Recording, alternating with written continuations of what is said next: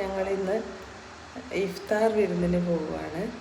ഇവിടെ ഈദായതുകൊണ്ട് ഇന്ന് ഇഫ്താർ വിരുന്നുണ്ട്. അപ്പോൾ ഇഫ്താർ വിരുന്നിന് പോവുകയാണ്. അവിടുത്തെ കാഴ്ചകളൊക്കെ കാണിച്ചു തരാം.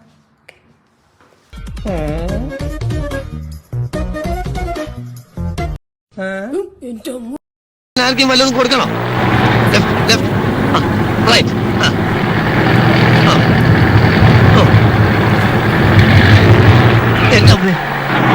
അനാവശ്യമായിട്ട് സ്റ്റേറിങ് അങ്ങോട്ടും ഇങ്ങോട്ടും വെട്ടിക്കരുത്. കുഴി ഒരു ചെറിയ കുഴിയുണ്ട്, പേടിച്ചാൽ വലിയ കുഴി വന്നാൽ എന്ത് ചെയ്യും? ആ സെക്കൻഡിലിടും കാണത്തെ.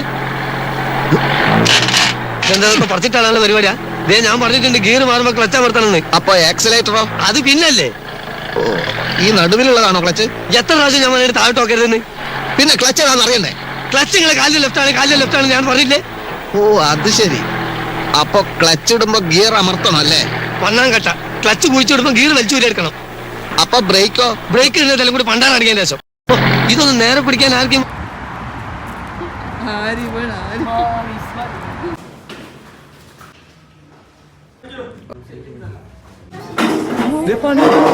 ഒത്തരങ്ങളുണ്ടല്ലോ തൊട്ട് പണിയെടുക്കുന്നത് അഭിനന്ദിച്ചേക്കാം.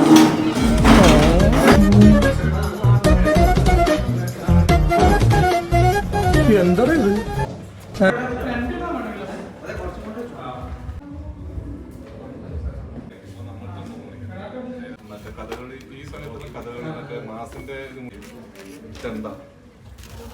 സമൂസ കണ്ടുപരിപാടി ഒരാൾക്കപ്പുറത്തില്ല.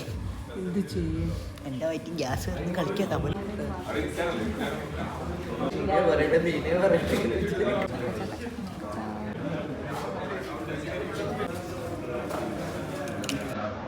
ഞാൻ കഴിക്കാണ്ട് സ്ട്രെസ് പോവില്ല. എനിക്ക് ഫുഡ് അടിക്കണം. ഞാൻ ഭയങ്കര സ്ട്രെസ്സിലാണ്.